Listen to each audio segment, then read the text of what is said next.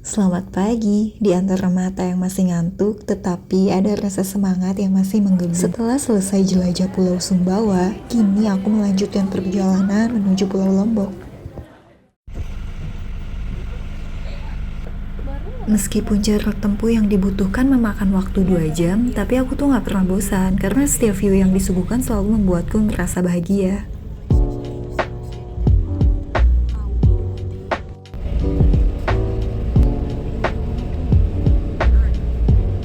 Aku akan stay di Lombok selama 4 hari 3 malam. Aku akan jelajah Lombok dan mengunjungi beberapa tempat wisata di sana. Dari mulai laut, desa adat, menikmati sunset di atas bukit, naik gunung, dan ada event fun run yang mau aku ikutin. Jadi sepertinya jadwalku bakal penuh banget dan bakal sibuk. Hehehe. Untuk duduk dengan tenang di kursinya masing-masing. Sampai kapal tiba dengan sempurna dan periksalah barang-barang berharga bawaan Anda. Jangan sampai tertinggal atau tertukar di atas kapal. Terima kasih atas perhatiannya dan sampai jumpa pada pelayaran berikutnya. Tada, sekarang sudah tiba di pelabuhan Kayangan Lombok. Setuju kan dengan apa yang aku bilang kalau view yang menemani perjalanan kita tuh bagus banget. So, are you ready to explore Lombok Island with me?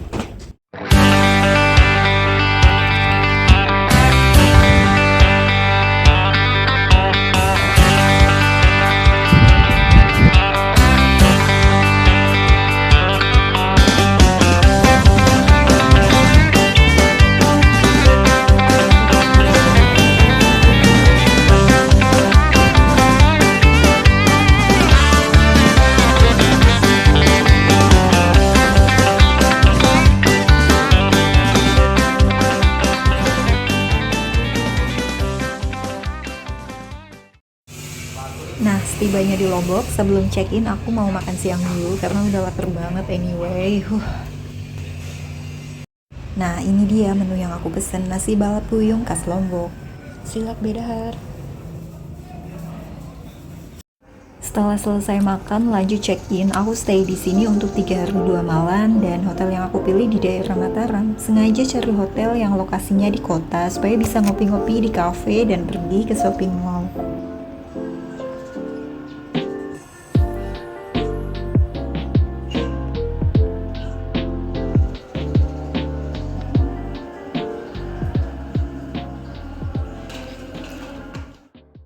Selamat pagi, hari ini aku akan sangat sibuk untuk jelajah Pulau Lombok. Setelah kemarin hampir seharian diguyur hujan, bersyukur pagi ini dapat cuaca cerah.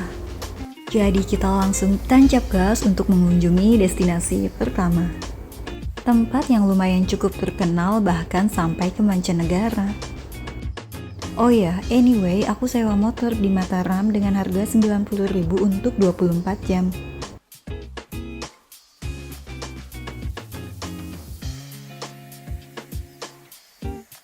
Mungkin sudah tidak asing lagi kalau aku bilang Pantai Kuta Mandalika. Ya, destinasi tempat wisata pertama yang aku kunjungi yaitu Pantai Kuta Mandalika yang beralamat di Desa Kuta, Kecamatan Pujut, Kabupaten Lombok Tengah. Anyway, jarak dari airport menuju Pantai Kuta Mandalika kurang lebih sekitar 18 km. Kalau dari Mataram, jarak tempuhnya sekitar 49 km dengan estimasi waktu 1 jam.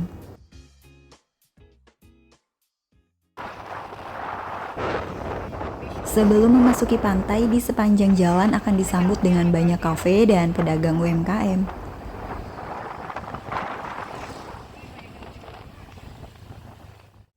Saat berkunjung ke Pantai Kuta Mandalika, pengunjung hanya mengeluarkan uang Rp10.000 untuk biaya parkir. Pesona keindahan Pantai Kuta Mandalika mampu menarik wisatawan berdatangan. Pantai Kuta Mandalika buka setiap hari. Setelah kali keduanya aku mengunjungi Pantai Kuta Mandalika, menurutku jam terbaik untuk berkunjung yaitu pagi hari di antara jam 8 sampai 10 pagi. Karena di jam-jam ini air laut tidak terlalu pasang dan tidak terlalu surut, suasana pantai lebih sepi, udaranya cukup sejuk dan menghindari panas menyengat matahari siang. Dan satu lagi, menurutku suasana pantai di pagi hari, air lautnya terlihat cantik. Bisa saja kalian mengunjungi pantai di sore hari kalau untuk mengejar sunset. Tapi, as per pengalaman aku saat aku mengunjungi pantai Kuta Mandalika di sore hari dengan tujuan hunting sunset, sayangnya di sini tidak terlihat sunset dan air lautnya pun surut. Atau bisa lihat di vlog aku untuk suasana pantai Mandalika di sore hari. So ya, aku datang ke sini nggak sendirian. Aku ditemani oleh temanku, Sis Yulia, asli penduduk lokal Sumbawa. Oh ya, so ini adalah destinasi pertama. Jadi kamu kenapa nongol lagi?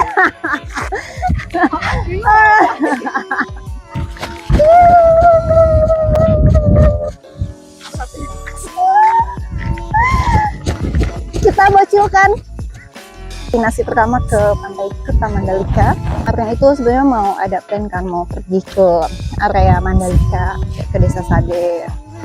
Enggak, Desa Sade. Kemarin itu tadinya mau sunsetan di Bukit Marese, cuman sayang sekali sedang tidak beruntung.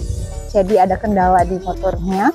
Udah gitu hujan deras banget, jadi kita ganti hari ke hari ini.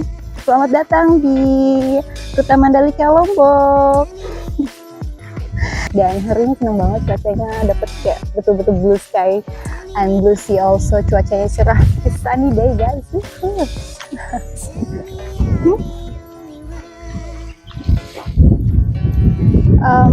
Kayaknya 1 minggu ini tuh aku full banget kan, full banget kayak jalan-jalannya ke pantai terus ya, alhasil kulit semakin menghitam. Nggak apa-apa, tapi jiwa ini menjadi semakin happy walaupun kulitnya semakin menghitam.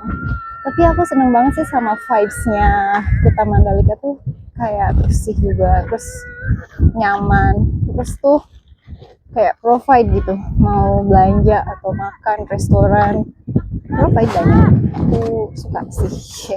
Jadi kayak lebih modern dan lebih maju lah, maksudnya mana ya bilangnya, how to say ya, enggak apa ya, enggak pelosok banget gitu loh. Ya, lautnya juga kayak bener lagi cantik banget, lagi biru banget sih. Ada kayaknya free deh, maksudnya nggak ada tiket masuk gitu loh, cuma bayar parkiran, dan untuk satu motor itu 10.000. Jadi menurut aku masih terjangkau gitu. Pantai ini dikenal dengan hamparan pasir putihnya dengan jajaran terumbu karang yang sehat dan lautnya yang cantik. Tak hanya itu, jajaran bukit di tepi pantai, batu-batu besar menjadikan view plus untuk spot foto.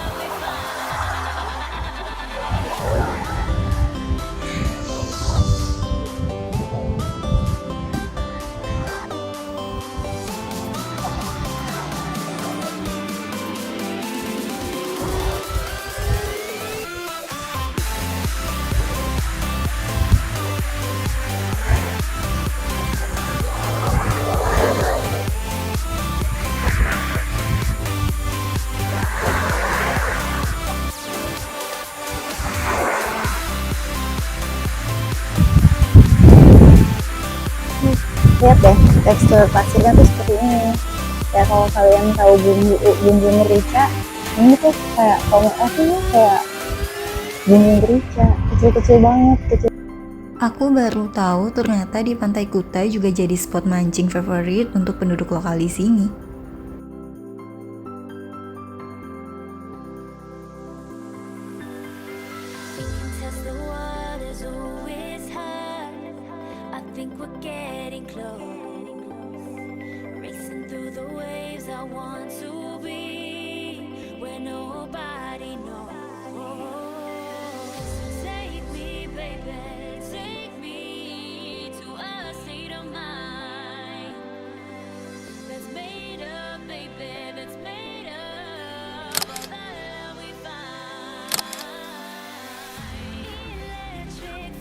Cantik banget kan? Udah paket komplit nggak sih?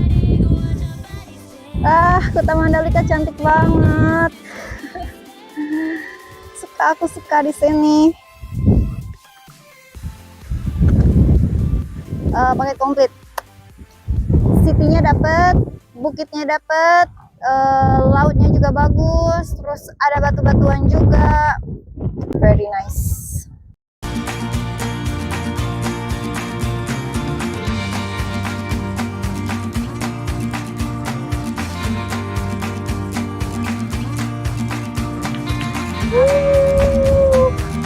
Yes.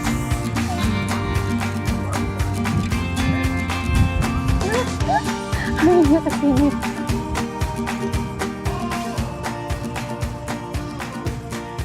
Habis ini selesai. Next destination kedua. Let's go.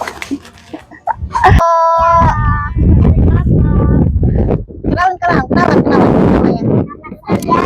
Melia. Nama saya Susanti. Nama saya Putri.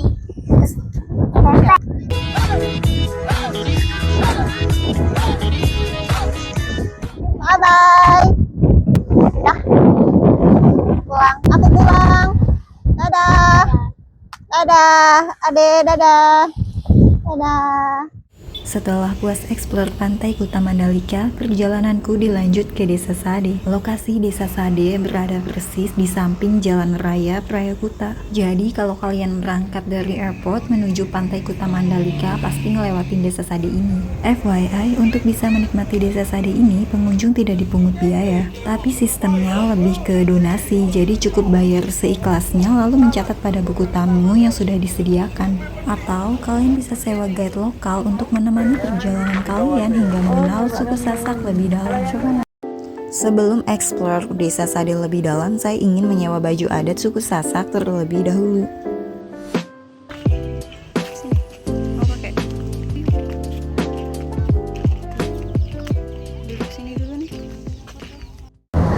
Ya, selamat datang di Dusun Sasak, Desa Sade, Lombok. Jadi sekarang aku mau ke Desa Sade. Anyway, masuk ke Desa Sade itu nggak dipungut tiket ya, kayak satu orangnya harus kena berapa gitu. Jadi kayak seikhlasnya aja untuk tiket masuk sini. Dan kalau misalkan kalian mau pakai guide, silahkan pakai guide. Jika tidak pun tidak apa-apa. Ya baiknya sih kalau untuk membantu warga sekitar ya, kalau kamu punya uang lebih silahkan pakai guide. Dan anyway, aku sekarang ini pakai baju khas Lombok ya, tradisional Lombok, Desa Sade. Aku sewa. Kalau yang ini aku punya sendiri, ini aku sewa, harganya 25.000. Ya menurutku masih oke lah. Kalau menurut aku masih oke sih. Ya, 25.000. Tapi bebas pilih ya. Kalau aku sih ya aku prepare pilih ini sih, tapi banyak pilihan di sana. Jadi kalau misalkan kalian mau datang ke Desa Sade dan mau sewa bajunya juga banyak pilihan. Bisa sewa bajunya aja atau sama kainnya atau sepasang satu set atau yang seperti aku. Buat cewek cowok semuanya. Selamat datang di Desa Sade. Ayo kita masuk. Desa Sade terkenal sebagai desa dengan ciri khas rumah tradisional beratap alang-alang, lantai tanah liat, dan sekam padi. Oh ini nih tangga ini, kita ke tangga ini tapi ada orang. Ya udah kita ke sini. Spot pertama yang aku tuju tertarik pada satu pohon tanpa daun, dan ternyata di balik pohon ini ada sebuah kisah. Konon katanya pohon kering ini menjadi simbol ikonik tradisi merarik atau kawin culik suku Sasak. Pohon ini berfungsi sebagai titik pertemuan sakral bagi pasangan yang ingin menikah sebelum pihak pria membawa lari pihak wanita.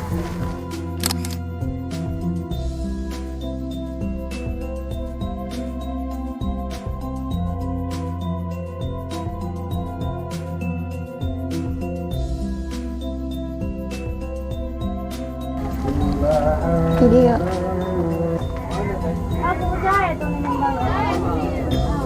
Kita belum kesini kan?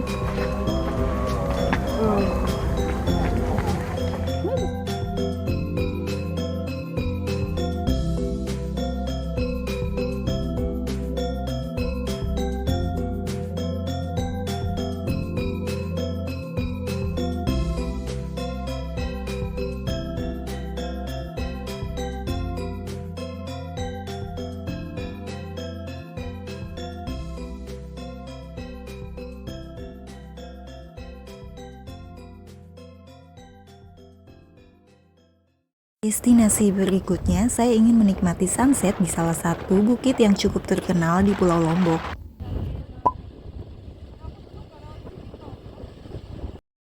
Untuk menikmati sunset di atas bukit, kita harus mau sedikit effort pendaki. Anyway, jalur menuju bukitnya pun menurutku masih terhitung easy, sehingga dapat dinikmati wisatawan dari berbagai usia.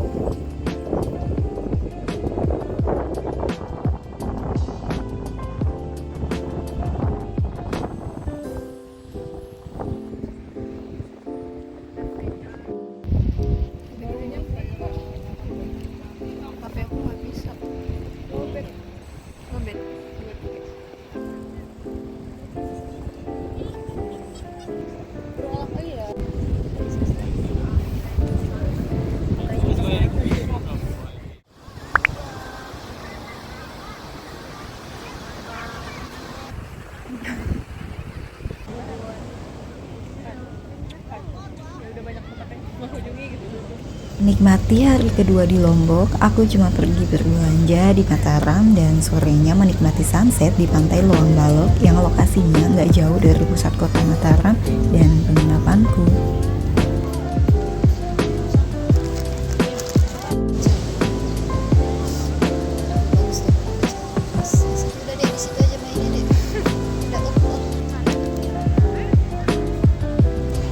Aku tutup hari keduaku di sini sebelum akhirnya berpisah dengan Yulia dan aku akan melanjutkan solo trip ke Sembalun.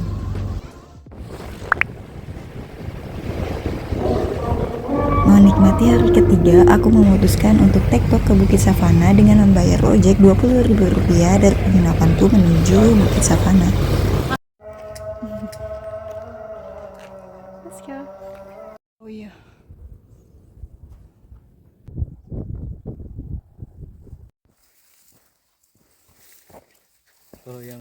Di sini aku nggak akan mengambil banyak video dan detailnya, tapi someday aku akan post video berikutnya tentang detail perjalanan tektok ke Bukit Savana.